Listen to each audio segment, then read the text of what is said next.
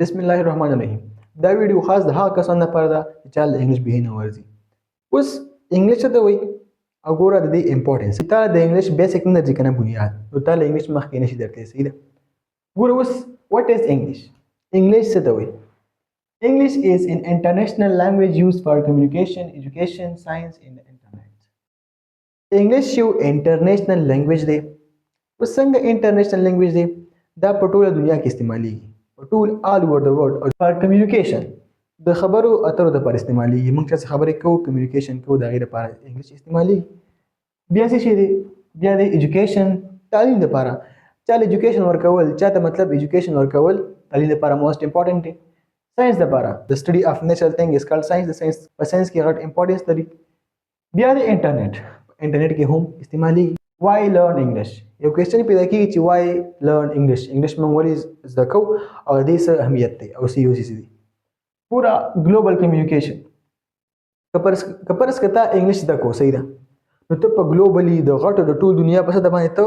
کمیونیکیشن شي کولای خبرې اترې شي کولای صحیح ده بیا د بیٹر جابس کته له انګلیش درځي کنه نو ته په بهر ملکونو کې یا مطلب پاکستان کې په هر ځای کې انیویر ته یو ښه جاب غوښتلی شي صحیح ده یو ښه جاب کولی شي بیا د سټډي ابراډ ته په بهر ملک کې چې سټډي کې مطلب بهر سړی لاړ شي کنه سټوډنټ ویزا باندې لاړ شي هلته سټډي کې تعلیم حاصلې د انګلیش غټ امپورټنس لري تا چې انګلیش نه درځي تا ته کلاس په انګلیش کې اخیستی کېږي نو ته انګلیش باندې نه پوهېږې انټرنیشنل انډرسټینډینګ په عالمي سطح باندې به ته نه پوهېږې مطلب انټرنیشنل سطح باندې صحیح ده بیا د انګلیش سنټینس فارمولا د انګلیش د جملې د جوړولو فارمولا څه ده سبجیکټ پلس ورب پلس ابجیکټ په سنټنس کې به لومړی سبجیکټ راځي بیا به ورب راځي بیا به آبجیکټ راځي اوس اگزامپل څه دی ګوره آی ایټ فوډ صحیح ده میں کھانا کھاتا ہوں زه روټۍ خورم آی پکې شو سبجیکټ ایټ پکې شو ورب او فوډ پکې شو آبجیکټ نو اس وی او دا سمپل فارمولا ده د انګلیش د سنټنس جوړولو لپاره سمپل سنټنس ها نو آی ایټ فوډ بیا د شی ریډز ا بک او کتاب پڑھتی ہے صحیح ده نو شی پکې څه شو سی پکې سبجیکټ شو ریډز شو او بک پکې آبجیکټ شو اوس په کوېسچن پیدا کیږي چې سبجیکټ څه ته وایي ورب څه ته وایي او آبجیکٹ څه ته وایي نو ګوره سبجیکٹ ہو ڈز ایکشن کام کرنے والے کو سبجیکٹ کہتا ہے ګوره چې کوم کس پس یو جمله کې کار کوي ایکشن کوي هغې ته موږ سبجیکټ وایو بیا دویم دی ورب اوس ورب څه ته وایي ورب وایي سمپل ایکشن ته کار ته ګوره خوړل کار دی ریډز کار دی واکینګ کار دی یا مطلب سویمینګ کار دی که نه دا ټول ورب کې راځي ایکشن کې راځي بیا د آبجیکټ ریسیور د ریسیور افینیشن د موږ څه وایو چې کوم دا په سنټنس کې یو کار ریسیو کوي هغې ته موږ وایو څه شي آبجیکټ لکه څنګه چې شي بک شو یا فوډ شو بیا د انګلیش الفابیټ ا نه والا زیډه پورې چې کوم لیټرز دي ته موږ انګلیش الفابیټ وایو او دا 26 ان نمبرز کې دي سو دي 26 دي ها بیا دي ټو ټایپس دي د الفابیټس یو ته موږ وایو واول بل ته موږ وایو کانسوننت اوس واول څه ته وایي